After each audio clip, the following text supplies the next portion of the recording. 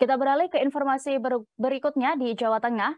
Kasus pembunuhan sadis terhadap Iwan Budi, ASN Bapenda Kota Semarang masih terus diselidiki aparat kepolisian. Polisi bahkan mendatangkan anjing milik korban untuk turut mencari bagian tubuh majikannya yang belum ditemukan.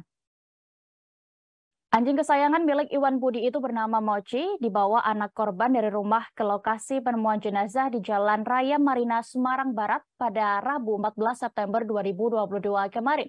Mochi sebelumnya diarahkan petugas kepolisian mengendus bagian tubuh majikannya yang sebelumnya ditemukan oleh tim gabungan. Anjing itu kemudian terlihat berlari kecil ke semak-semak.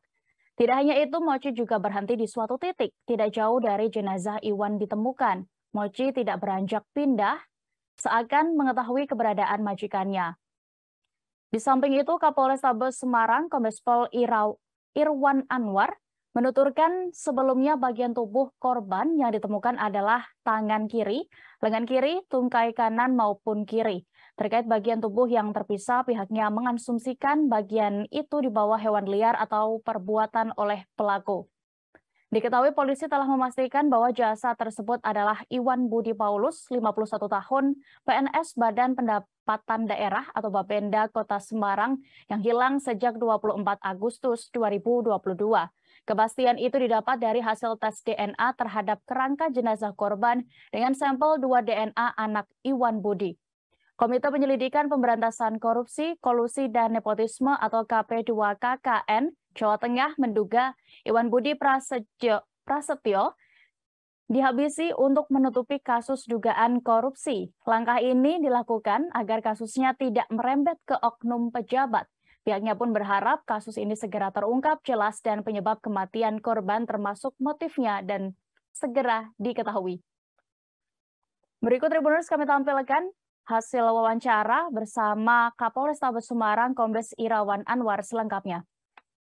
Malam memang sampai dengan saat ini belum ditemukan, tetapi berbagai upaya sudah kita lakukan melalui TKP ini menuju ke pelaku dan sebaliknya mencari pelaku dulu kemudian untuk mencari bagian-bagian tubuh dari yang hilang.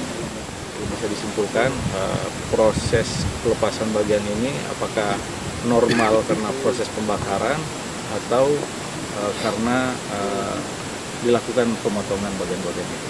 Tetapi yang ditemukan ini juga dipastikan bagian yang terbakar walaupun kemungkinan tidak sempurna.